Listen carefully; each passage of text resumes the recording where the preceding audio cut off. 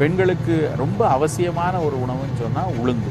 அதுவும் வந்து இன்றைக்கி முன்னாடிலாம் உளுந்துன்னா அந்த தொலியோடு இருக்கும். அதை தோசைக்கு அரைக்கும் போது ஊற வைக்கும்போது அந்த கருப்பு தொலியை எடுத்துருவாங்க. இன்றைக்கு வந்து உருட்டு பருப்பாகவே தொலி நீக்கப்பட்ட ஒரு பருப்பாகவே வருது.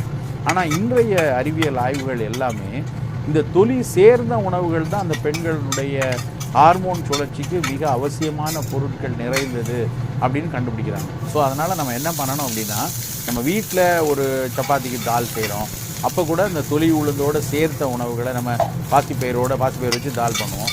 அதுக்கு வந்து பாதி பாசிப்பயிரை வச்சுக்கிட்டு பாதி வந்து தொலி உளுந்து வச்சுக்கணும். அந்த மாதிரியான ஒரு தாலை வந்து சப்பாத்திக்கு சாப்பிட்ற மாதிரி வச்சுக்கலாம். இட்லி ஆட்டும் போது கூட வந்து தொலி உள்ள அந்த உளுந்து சேர்த்து ஆட்டிக்கொள்ளலாம். உளுந்தங்கஞ்சி, உளுந்த வடை, உளுந்த தோசை, இந்த மாதிரி உணவுகளை நம்ம எடுத்துக்கிட்டே வந்தால் கூட பெண்களாக இருக்கிற பட்சத்தில் அவர்களுக்கு அந்த ஹார்மோன்கள் சீராக வச்சு, ஒருவேளை அந்த ஹார்மோன் சீர்கேடுனால ஏற்பட்ட அந்த அது